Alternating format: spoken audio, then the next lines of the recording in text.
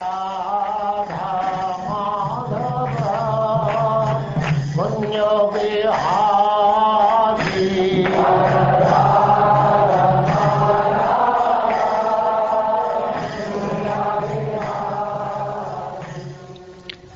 now Chapter 2, Daksha curses Lord Shiva.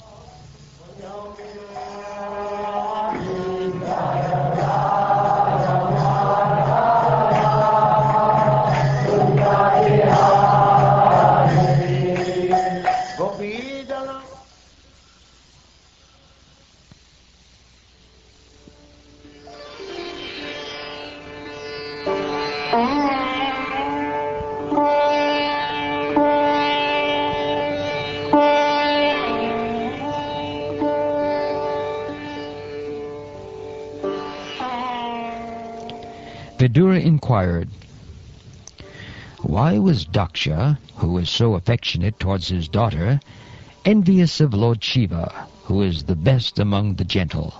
Why did he neglect his daughter Sati? Lord Shiva, the spiritual master of the entire world, is free from enmity, is a peaceful personality, and is always satisfied in himself. He is the greatest among the demigods. So how is it possible that Daksha could be inimical towards such an auspicious personality? My dear Maitreya, to part with one's life is very difficult. Would you kindly explain to me how such a son-in-law and father-in-law could quarrel so bitterly that the great goddess Sati could give up her life? The sage Maitreya said, in a former time, the leaders of the universal creation performed a great sacrifice, in which all the great sages, philosophers, demigods, and fire gods assembled with their followers. When Daksha, the leader of the Prajapatis, entered that assembly, his personal bodily luster, as bright as the effulgence of the sun, the entire assembly was illuminated, and all the assembled personalities became insignificant in his presence. Influenced by his personal bodily luster, all the fire gods and other participants in that great assembly, with the exceptions of Lord Brahma and Lord Shiva, gave up their own sitting places and stood in respect for Daksha. Daksha was adequately welcomed by the president of the great assembly, Lord Brahma. After offering Lord Brahma respect, Daksha, by the order of Brahma, properly took his seat. Before taking his seat, however, Daksha was very much offended to see Lord Shiva sitting and not showing him any respect. At that time, Daksha became greatly angry, and, his eyes glowing, he began to speak very strongly against Lord Shiva. He said, all sages, Brahmins, and fire gods present, please hear me with attention, for I speak about the manners of gentle persons. I do not speak out of ignorance or envy.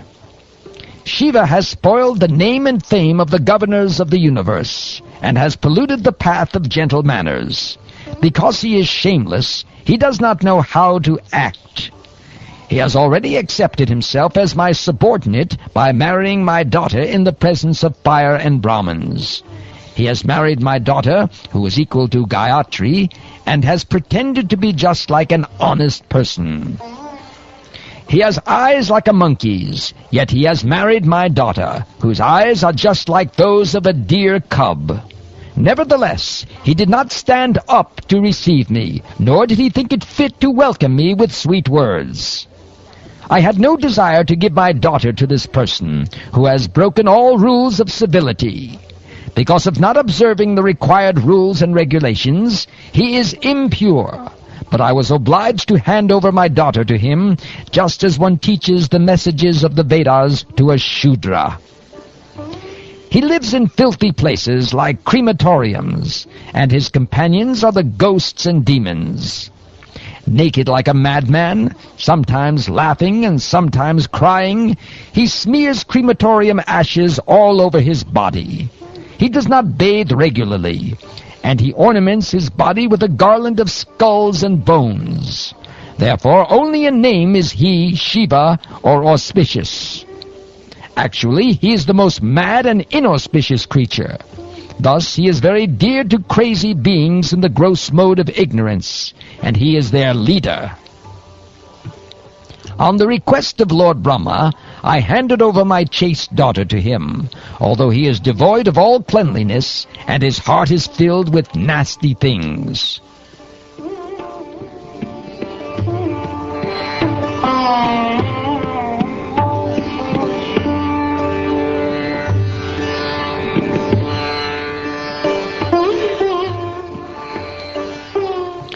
The sage Maitreya continued. Thus Daksha, seeing Lord Shiva sitting as if against him, washed his hands and mouth, and cursed him in the following words. The demigods are eligible to share in the oblations of sacrifice, but Lord Shiva, who is the lowest of all the demigods, should not have a share.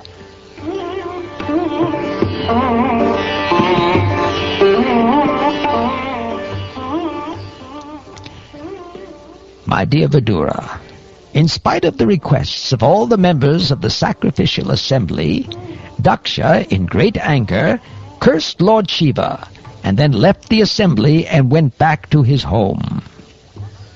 Upon understanding that Lord Shiva had been cursed, Nandishvar, one of Lord Shiva's principal associates, became greatly angry. His eyes became red, and he prepared to curse Daksha and all the Brahmins present there who had tolerated Daksha's cursing Shiva in harsh words. He said, anyone who has accepted Daksha as the most important personality and neglected Lord Shiva because of envy is less intelligent, and because of visualizing in duality will be bereft of transcendental knowledge. Pretentiously religious householder life, in which one is attracted to material happiness, and thus also attracted to the superficial explanation of the Vedas, robs one of all intelligence and attaches one to fruitive activities as all in all. Daksha has accepted the body as all in all. Therefore, since he has forgotten the Vishnu Pad or Vishnu Gati and is attached to sex life only, within a short time he will have the face of a goat. Those who have become as dull as matter by cultivating materialistic education and intelligence are nesciently involved in fruitive activities. Such men have purposely insulted Lord Shiva. May they continue in the cycle of repeated birth and death. May those who are envious of Lord Shiva, being attracted by the flowery language of the enchanting Vedic promises, and who have thus become dull, always remain attached to fruitive activities. These Brahmins take to education, austerity, and vows only for the purpose of maintaining the body. They shall be devoid of discrimination between what to eat and what not to eat. They will acquire money, begging from door to door, simply for the satisfaction of the body.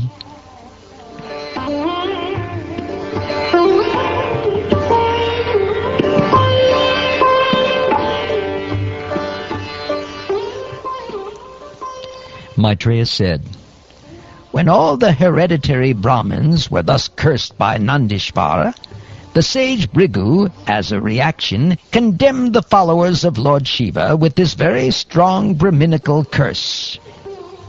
He said, one who takes a vow to satisfy Lord Shiva, or who follows such principles, will certainly become an atheist and be diverted from transcendental scriptural injunctions. Those who vow to worship Lord Shiva are so foolish that they imitate him by keeping long hair on their heads. When initiated into worship of Lord Shiva, they prefer to live on wine, flesh, and other such things. Since you blaspheme the Vedas and the Brahmins, who are followers of the Vedic principles, it is understood that you have already taken shelter of the doctrine of atheism. The Vedas give the eternal regulative principles for auspicious advancement in human civilization, which have been rigidly followed in the past. The strong evidence of this principle is the Supreme Personality of Godhead, who is called Janardhan, the well-wisher of all living entities. By blaspheming the principles of the Vedas, which are the pure and supreme path of the saintly persons, certainly you followers of Bhutapati, Lord Shiva, will descend to the standard of atheism without a doubt.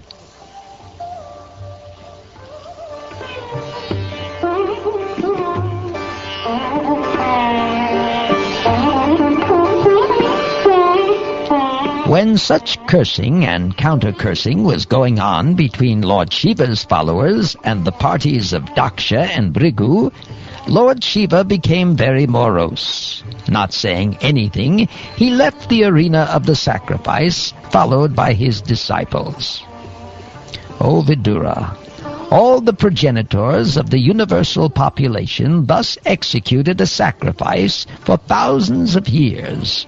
For sacrifice is the best way to worship the Supreme Lord Hari, the personality of Godhead.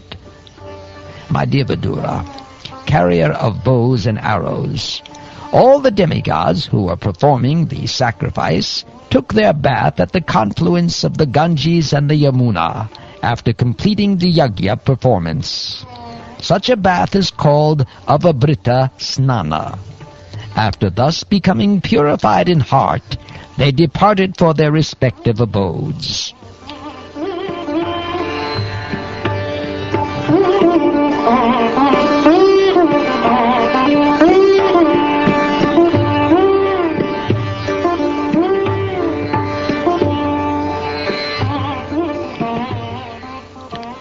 Thus ends the second chapter of the fourth canto of the Srimad-Bhagavatam, entitled Daksha Curses Lord Shiva.